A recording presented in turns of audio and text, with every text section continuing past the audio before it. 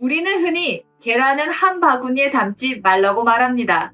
그 바구니를 실수로 떨어뜨리면 그 속에 담긴 계란이 한꺼번에 다 깨질 수 있기 때문입니다.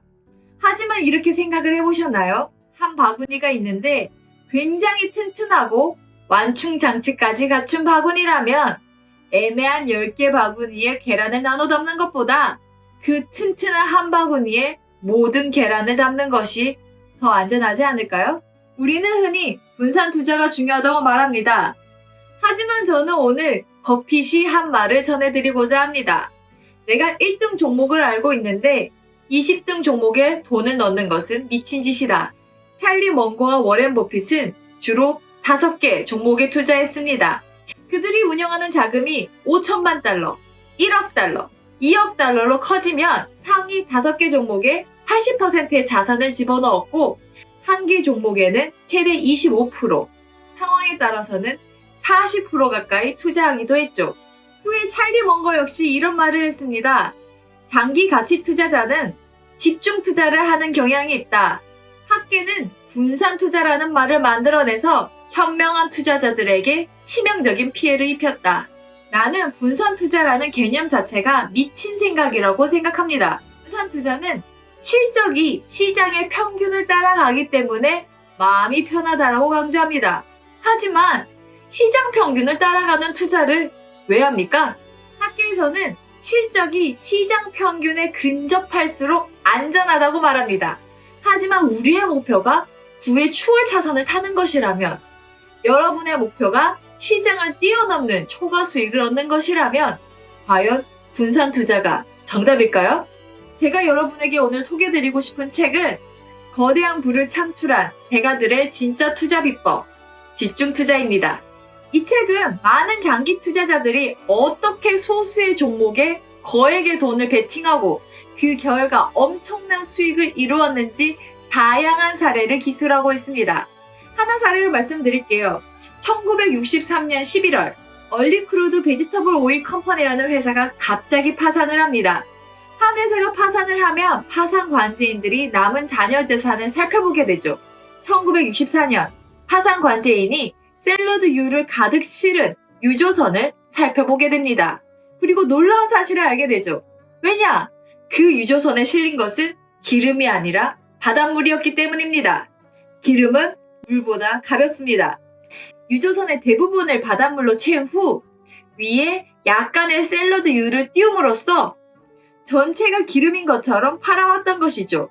즉, 존재하지도 않았던 기름을 팔았던 것입니다. 이것은 사기입니다.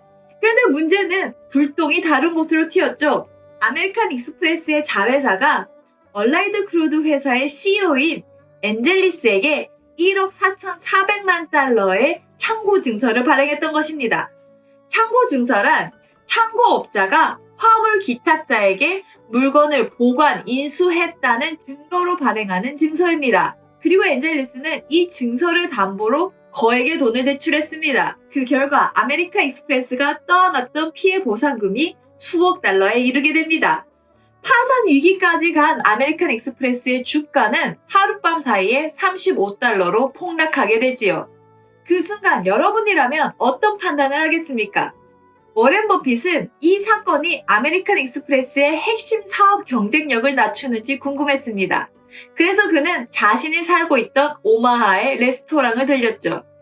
그리고 그곳에서 많은 사람들이 여전히 아메리칸 익스프레스의 신용카드로 또 여행자 수표로 자신이 먹은 식대를 지불하는 것을 몰래 지켜보게 됩니다. 가게는 여전히 카드를 받고 있었고 그는 현재 아메리칸 익스프레스가 일시적인 자금난을 겪고 있지만 여전히 수익성이 좋은 신용카드 사업을 영위하고 있다고 생각했습니다. 그리고 그는 당시 자신이 운영하던 투자조합의 자본금 40%인 1,300만 달러를 신속하게 투자하게 됩니다. 그 후 2년간 아메리칸 익스프레스의 주식은 3배로 뛰었고 5년 뒤에는 주당 189달러가 되어 버핏은 원금의 3배 이상인 수천만 달러를 벌어들이게 되었습니다. 투자조합 지분을 매각하고 나서 버크셔 해서웨이의 경영권을 확보한 워렌 버핏은 아메리칸 익스프레스의 주식을 다시 사들입니다. 그가 사들인 주식의 원가는 13억 6천만 달러. 그리고 이 주식은 2016년 기준 138억 달러가 됩니다. 그들은 말합니다. 시장은 대체로 맞다.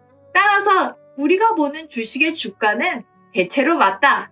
그러므로 시간과 노력을 기울여서 소수의 저평가 종목을 찾아낼 수 있는 투자자는 최고의 투자 아이디어에 집중하여야 장기 실적을 높일 수 있다. 확률이 유리할 때는 크게 베팅하고 그렇지 않을 때는 투자하지 말라라는 이 단순한 원칙은 켈리 기준이라는 수학 공식으로 정리됩니다. 그러나 문제는 켈리 기준은 수학 공식이기 때문에 확률이 유리한 경우 베팅해야 될 금액이 굉장히 커지게 되죠. 하지만 우리는 인간이기 때문에 이 변동성의 무게에 짓눌리게 됩니다.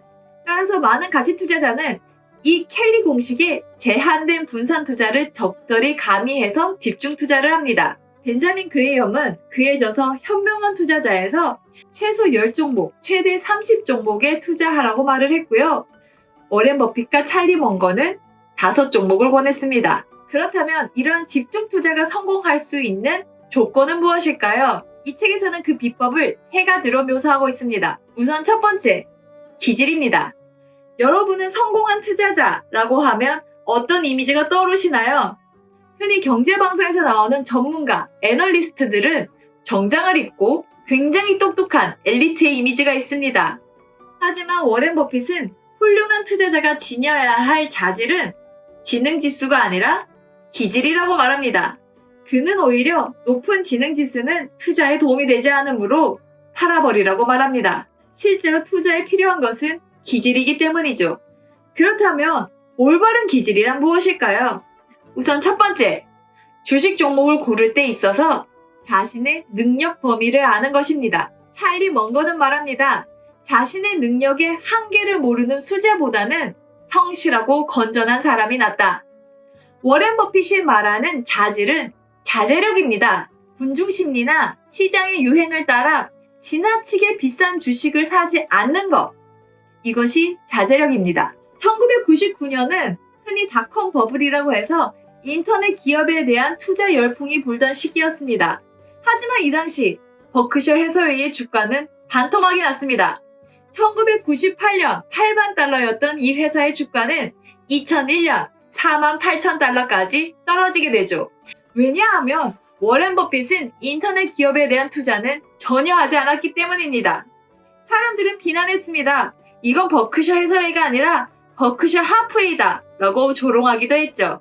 하지만 몇 년 후 닷컴 버블은 꺼졌고 많은 회사의 주식은 심각하게 하락했습니다. 워렌 버핏은 기업과 산업을 객관적으로 이해하고 자신이 충분히 이해했다고 생각할 때만 투자했습니다.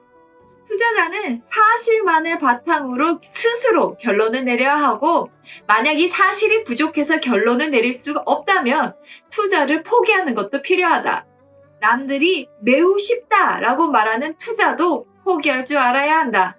두 번째, 주식을 보유하는 기질입니다. 시장의 단기 등락에 연연하지 않고 장기적으로 종목을 보유하는 것. 주식을 고르는 과정이 올바르다면 그 주식은 단기적으로 보상을 줄 확률이 높습니다. 주가가 오르면 매수를 중단하고 주가가 너무 많이 오른 주식을 매수하기보다는 합리적인 기회가 왔을 때 충분히 베팅할 수 있는 담대함도 가져야 합니다. 버핏은 말하죠. 나는 주식이 쌀 때 산다. 그리고 많이 산다. 그는 투자를 거듭할수록 자신이 잘 알고 있고 경영진을 믿을 수 있는 회사에 거액을 투자하는 것이 안전하다는 것에 확신을 갖게 되었다고 합니다. 아는 것도 별로 없고 특별히 믿을 만한 이유도 없는 여러 회사에 자금을 분산했다고 해서 자신이 안전하다고 생각하는 것은 착각이다. 나는 완전히 믿음이 가는 회사를 한 시점에 서너 개 이상을 본 적이 없다. 보통 사람들은 주식 투자를 하면서 지식을 습득하고 정보를 모으는데 주력합니다. 물론 그것도 중요하죠.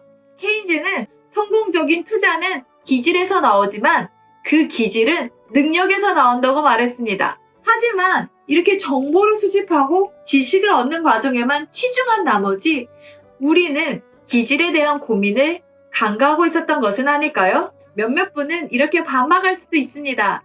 나는 본업도 있고 시간도 부족하고 내 능력도 부족해서 하나의 기업을 그렇게 꿰뚫게 아는 전문가가 될 수 없어. 맞습니다. 아마 대부분의 사람들이 그럴 것입니다. 그래서 워렌 버핏도 노련한 투자자는 집중 투자를 하길 권했지만 그렇지 못한 대부분의 사람들에게는 철저한 분산 투자를 권했습니다. 여기서 분산 투자라고 하면 종목 분산뿐만 아니라 시간 분산도 존재합니다. 즉 인덱스 펀드에 정기적으로 분할 매수를 하시면 대다수 평범한 투자자도 투자 전문가 못지않은 수익을 얻을 수 있을 것이다 라고 말했죠. 두 번째 비법은 연구 자본입니다. 금융시장에서 투자자는 단기로 들락날락거리고 언제든 매도 버튼만 누르면 자신의 자본을 인출할 수가 있죠. 그러나 이러한 유동성은 오히려 주식을 매수해야 할 시점에 매수할 자금을 부족하게 만드는 딜레마를 만듭니다. 1938년 케인즈는 경기 순환에 따라서 매매하는 방식을 비판했습니다. 이러한 방식은 가능하지도 않고 바람직하지도 않다고 말했죠. 경기 순환 매매 방식은 시장이 하락할 때 종목을 매도하고 시장이 상승할 때 종목을 매수하는 방식입니다. 이러한 방식은 대부분 뒤늦게야 사거나 팔게 하고 매매가 지나치게 빈번해져 많은 비용을 발생하며 지나치게 투기적이 돼서 마음 상태가 불안하고 이러한 매매가 확산되면 변동성도 커지기 때문에 시장도 불안해진다라고 말했죠. 그러므로 시장이 바닥일 때도 인출할 수 없는 연구 자본의 힘은 강력합니다. 즉 가장 좋은 아이디어에 집중 투자를 하고 이것이 성과를 보일 때까지 바이 앤 홀드를 해야 한다는 것이죠. 그렇다면 우리는 어떤 주식을 매수해야 할까요? 이것이 세 번째 비법, 적절한 투자 대상의 탐색입니다. 버핏과 멍거가 사들였던 시즈캔디는 탁월한 회사였습니다. 2007년 시즈캔디가 자기 자본 4천만 달러로 벌어들인 이익은 무려 8,200만 달러였습니다. ROE가 205%였죠. 시즈캔디가 벌어들인 이 막대한 이익은 버핏과 멍거가 계속해서 우량 기업을 인수할 수 있는 자금이 되었습니다. 결과 버크셔는 엄청나게 성장하게 되죠. 이전에 버핏과 멍거는 장부 가치나 청산 가치보다 싼 기업만 매수했습니다. 하지만 시즈캔디를 인수한 이후에 그는 다소 높은 가격을 치르더라도 우량 기업을 사야 한다고 말했죠. 여기서 말하는 우량 기업은 단순히 이름이 유명하거나 시총이 큰 기업을 말하는 것이 아닙니다. 시즈캔디는 유보 이익을 바탕으로 고속 성장하는 회사였습니다. 그리고 자신의 시장에서 장기 우위를 갖고 있었죠. 워렌 버핏은 경제적 혜자를 가진 기업을 찾으라고 말합니다. 우량 기업을 투자하기 위해서는 투자하기 전 그 기업에 대해서 철저하게 연구하고 분석했습니다. 이 책에 나오는 투자자들은 대부분 투자를 실행하기 전에 해당 회사에 대해서 익숙해질 때까지 연구를 계속했습니다. 이렇게 열심히 연구해서 투자를 하면 승률이 100%가 될까요? 그린버그는 어디에 투자하든 자신의 투자는 완전히 잘못되었어 라고 말하는 전문가는 늘 따라다닌다고 말했습니다. 사람들은 대부분 의심이 많습니다. 그리고 자신의 투자가 부정적이 되면 그 의심은 더 커지죠. 자신의 종목이 하락하면 하락할수록 부정적인 목소리는 더욱 커지고요. 그것은 당신의 눈과 귀를 가릴 것입니다. 우리는 긴 시간 고민을 한 후에 옳다고 생각한 기업에 돈을 넣지만 그 결과가 항상 좋은 것은 아닙니다. 그러므로 모든 투자는 결국 기질로 귀결됩니다. 정리하겠습니다.